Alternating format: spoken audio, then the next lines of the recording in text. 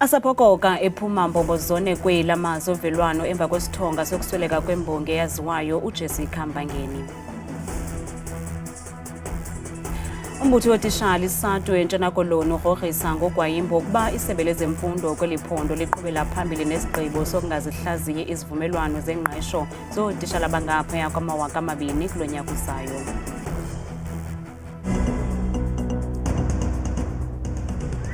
Sinamkele kwindaba zethu ngokuhlwanje andami ndodwa ndamba nokuphumza sikhumba noyitoliki yolumi lwezandla Botani Mzunsundu.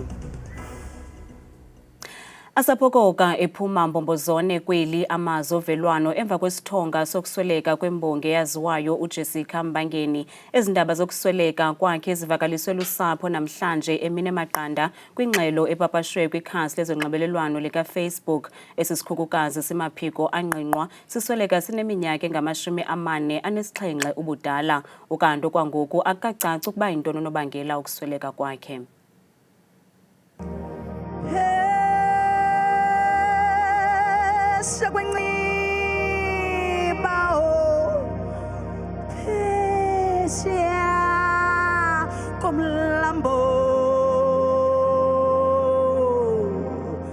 Sivakele isithonga sokunduluka kwembongi kwathuleka kwezole kwecwaka.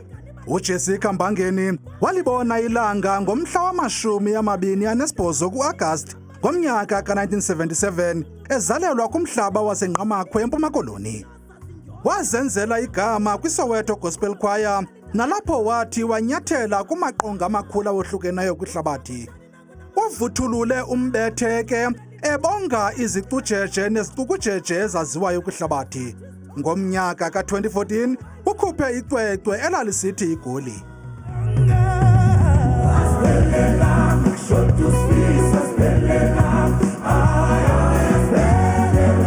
Eyona ngoma imenzele indumasi yileyo ayenze noVusi Nova ethi asiphelelanga ngo-2018. Bafusane madoda baphakame bavavwe basisane kaloku sibakhawule. Udlalile ke nakumiboniso bhanyabhanya wawaphumelela namawonga amaninzi egameni lakhe kwaye ebezifake zoyela inzipho nakwishishini lokuthunga impahla zesinxibo zakwantu. Umama Duna ebezivulile izandla enothando lwabantu, isintu nobuntu kwaye ezinga enelunda ngokuba ngumAfrika. Sivuyiswa bubuhle bakho, bubuhle besizwe sethu osibonakalise kwizizwe zonke zeAfrika nangaphesha komalwandle kaloku ngenile wahamba koCanada wayotsho kweJamaica. Jessica took poetry to levels that it's never been taken to. You know, she was a SATMA award-winning artist. She performed at the Summers. She performed on the greatest stages that we have in this country. So my heart is really sore. She was that person that literally beamed when she walked into the room, and if the space was not as vivacious as we would call her, she would just walk into any room and make it come alive, literally. Hamba ke Mama Duna Nokhala Msuthu Gubevu inkomo zikanohamba ezadla intsimi kabhanqo zayikhukuza zayityhala zemkane ngcambu ugalele ngazo zonke kwade kophuka neyokuhlanganisa.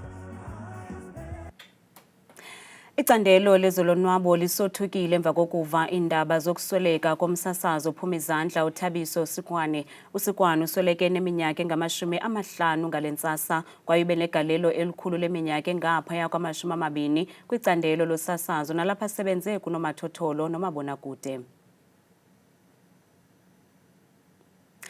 Imanyano yotishala kwiphondo laseNtshona Koloni ikhuphe isigrogriso sogwayimbo ukuba abafikeleli kwisivumelwano nesebe lezemfundo ephondweni okukulandela isaziso sesebe sokungahlaziyi izivumelwano zengqesho zootishala abangaphaya kwama-2000 nabaqeshwe ngaphantsi kwesivumelwano sengqesho yethutyana kusukela ngoJanuwari wonyaka ozayo ngenxa yokungoneli kwemali eyabelwe elisebe ngurhulumente kazwelonke. Ukanti esi saziso sidale isankxwe kwabatishala ababaluliweyo.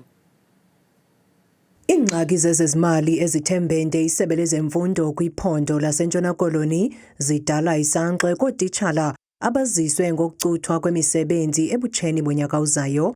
Eli sebe likhala ngokufumana isabelo sohlahlo lwabiwo-mali se-64% kuphela kurhulumente. Ootitshala bahlabe ikhwelo kurhulumente ke ukuba asiqwalasele kwakhona isigqibo sakhe. I was flabbergasted. I was shocked, hurt. Mostly hurt that the Department of Education government would sacrifice the future of South African children and would take such a drastic step that will impact so many lives, not just the 2,400 odd teachers, because our salaries support families. They need to reconsider.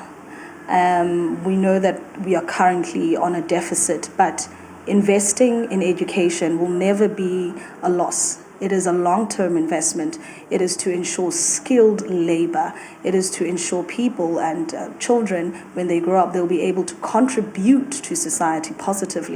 Nakubeni kunjalo, umphathiswa ujongene nezemfundo ephondweni uvakalise ukungonwabi ngale meko. We are being shortchanged by national government, receiving only 64% of the total cost of the nationally negotiated public sector wage agreement. Despite implementing a drastic 2.5 billion rand budget cut, we still face a 3.8 billion rand budget shortfall. Ngelixa isatu isigxeke kabukhali isenzo sesebe ilityhola ngokunyevulela izindululo zayo, le manyano ikwachaze elinyathelo njengekrele kwicandelo lezemfundo.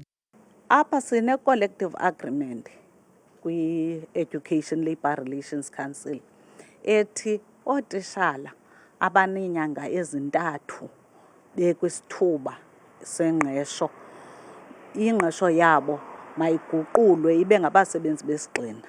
So ikhampeyini yethu yokuqala okokubana sizame okokuba bonke abo tishala abakhwalifayayo for uba ingqesho yabo ibe yesigxina batshintshwe bayeke uba zii-contract teachers babe nomsebenzi osisigxina. Uninzi luthi oku kuza kongeza kwinani eliphezulu lentswelangqesho eMzantsi Afrika yaye kuza kutyhalela ootitshala abangasebenziyo ukuba bafune amadlelo alihlaza ngaphaya kwemida. Urhulumente wephondo leMpuma Koloni usungule istudio sosasazo nesakuncedisa ukuphucula iziphumo kwakunye nendlela yokufunda kweli phondo. Esi studio sosasazo sizaqhagamshelana nge-internet nezikolo ezingaphaya kwama200 kweli phondo kuze abafundi bakwazi ukufikelela kwiimfundiso zootishala abaza kuhlohla bekwiziko laseMonti. Abasemagunyeni kwisebe lezemfundo eMpuma Koloni bazingela amaqhinga okuphucula kwakhona iziphumo zabafundi beliphondo ingakumbi abemetriki. Kungokunje lisebe lisungule istudio sobuxhakaxhaka bale mihla nalapho otishala abaphambili kweli phondo baza kuhlohla abafundi kwilinge lokuphucula iziphumo zabo kwakunye nezinga lemfundo. Ukulonjwa kwesi studio ke kuza kuncedisa ekubeni kwentoba abatishara baperforma kakhulu kwizikolo ezithile, umzekelo ufana nesikolo sase-St John's okanye isikolo sase-Ulwazi okanye isikolo sase-Cofimvaba bakwazi intoba bakonekthwe kubo uxhakaxhaka bale mihla uqinisekise intoba bayafumana ukutitsha abantwana bonke base-Eastern Cape. Kungathiwa unotishara oyi-1 ogodi kwi-maths abe ngutishara otitsha kwisikolo esinye. Umboxela uthi akukho zitishala zintsha ziza kuqeshwa kweli phulo kuza kusetyenziswa ootishala abakhoyo. There is not much of a training that is needed because already sithetha ngabantu esele beproduce results currently. The only thing esizawuyenza intoba utishara oyi-1 akwazi intoba iskill sakhe sistretchwe to all the other schools in the province. Isebe lithi liqulela gangatha ukulungiselela izimviwo zokuphela konyaka zebanga le-10 neziza kuqalisa nge-21 ka-Oktoba ngethemba lokufumana umyinge we-85%. Kwiindaba zethu kuChannel 163 oziphathelwa yiNewsroom Africa, ndikuvuyo lwethu Yamba, ndiseRhawutini. Sinibuse kwakhona amawethu kwinqaku lethu lokuqala sithe asaphokoka ephuma mbombozone kweli amazwi ovelwano emva kwesithonga sokusweleka kwembongi eyaziwayo uJessica Mbangeni.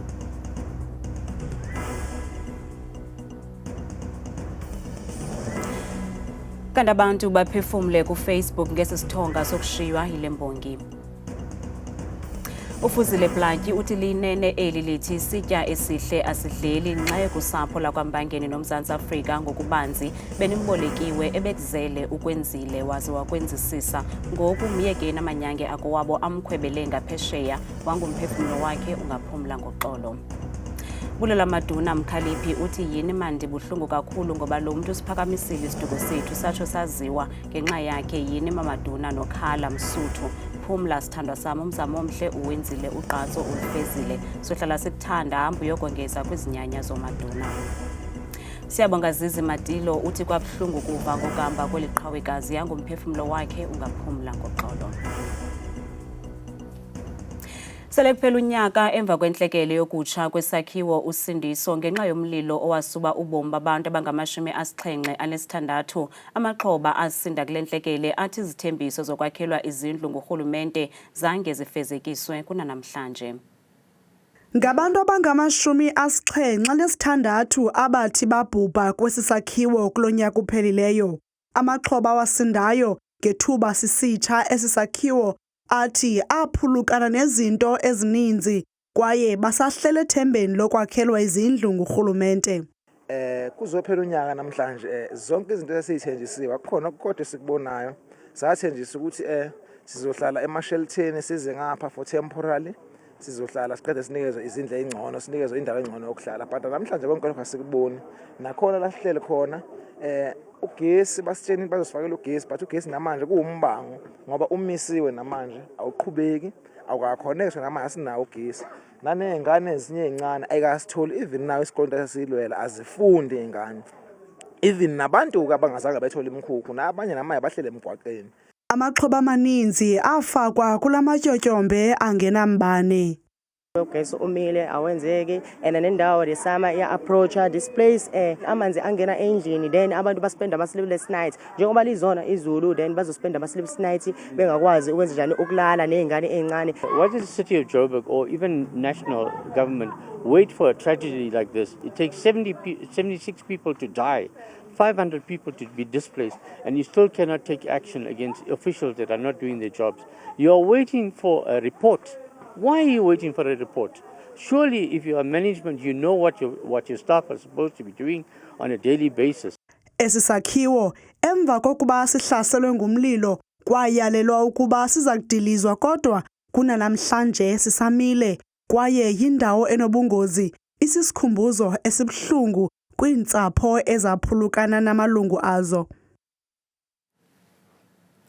Lunqongophele uluntu kumasipala iRaymond Mhlaba emva kokudutyulwa kubulawe uceba kaWard 23 umfi uMpho Mahleza. uMahleza udutyulwe ngethuba efika kwikhaya lakhe eNyarha eMpuma Koloni. Isithethi se-ANC kweliphondo uGift Nqondi uthi uluntu nombutho ulahlekelwe kakhulu ukanti amapolisa zingela barhanelwa kwesi siganeko kwaye acela nabani na oneenkcukacha ezingakhokelela ekubanjweni kwabarhanelwa aze ngaphambili.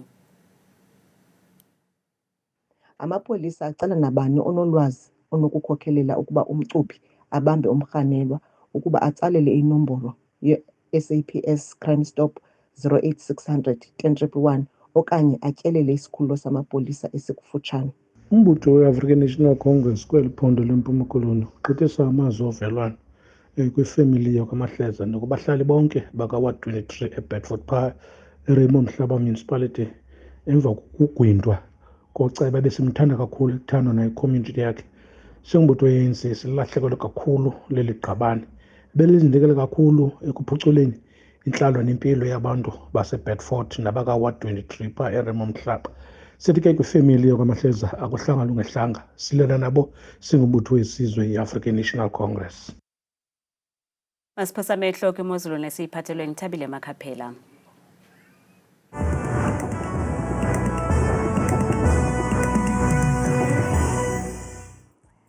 Enkosi wethu Qwathikazi noNcuthu kudesika yendaba ndiyakubulisa nawe mbukeli wam apho kaloku ekhaya ndikwamkele bethuna eqongeni lam lemozulu mna ke ngegama ndinguthabile Makhaphela ndinguma Mthembu eyamva nje Nathi imozulu sizawuthi ke sivule mbukele ekhaya ngokuphawula kaloku iziganeko zamva nje kakhulu apha eMzantsi namhlanje nako kucwengile nangomso nalo ilanga xhaphake kakhulu futhi kumbindi phantse wonke apha eMzantsi phana pha komazantsi futhi pha eKodiara bevuka kamandi ekuseni kusacwengile ngala 10 degrees bayivale kamandi futhi imini ngo-27 degrees opholileyo kanti ke wona amaqondo wakho phantsi naphezulu sule kwalo pha ephondweni laseMpuma Koloni ngomso kumantla lawo lommandla Alwell North Jamestown eKomane esada phaya kuyabanda kakhulu ngo-7 degrees itshintshe icwenge ngo-27 kanti ke bukele pha ephondweni lase-Free State ngomso kumazantsi futhi kuyabanda phaya ekuseni ngenkwanka yesasithathu eBloemfontein ibe mandi kwelo mzo phaya ngokuhlwa ngomso ngama-20 nje bukele nesixhenxe kusabande Ficksburg ekuseni futhi ngo-4 degrees nansi ke bethi imozulu phaya ephondweni lasentshona Koloni ngomso kumpuma lommandla Beaufort West ngesasithandathu ekuseni baqhube beluvala kamandi futhi usuku ngelanga noxa khona mafu e-Oudtshoorn ngo-5 ekuseni xa sihlabela mgabambukele ekhaya sijonga lokhu iphondo lethu lapha kaloku Northern Cape ngomso apha endithini phaya neziphaluka kusabanda ekuseni ngala 12 degrees kutshise kutyhile kucwenge ngama-30 nje ekhatshwa sisibini xa beza kusonga olwasuku ngomso kanti bona phaya ephondweni lase-North West ngomso kwasekuseni phaya kooMahikeng bavuka kamnandi ngesithandathu bayisonga imini futhi kwangelo langa liselihle kakhulu ngama-20 nje mbukele ekhaya akhatshwe sisixhenxe kanti bona phaya ephondweni lase-Gauteng Province Vereeniging pha kumazantsi futhi ibe bubandanyana la meko phaya ekuseni futhi ngesasithandathu itshile loko mbukele bemyoli kamandi futhi xa bezawulala pha ngokuhlwa ngomso ngo-24 degrees kuyabanda Springs phaya ekuseni futhi ngo-3 kanti bona phaya ephondweni lase-Limpopo ngomso bilabila phaya ekuseni futhi kuyabanda kancinane nje ngesasixhenxe bayisonge kamandi imini liyavelelanga phaya kucwenge lonke usuku lwangomso futhi ngaye kaloku la 24 degrees kanti bona phaya ephondweni futhi lasempumalanga ngomso standardini phaya ekuseni ikhona inkwanka ngo-5 degrees kanti kuyatshisa phaya imini noko ngama-20 nje mbukeli wam akhatshwa siso kaloku eso sithathu xa sivala sisonge imozulu pha ngephondo lokugqibela nqa KwaZulu Natal njengaphaya koPeter Maritzburg ekuseni kube khona umoya obhudlayo phaya ngesithandathu kanti beyisonga beyivala imini phaya kaloku futhi ngo-29 degrees mna ndithanda kangaka xesha lemiyole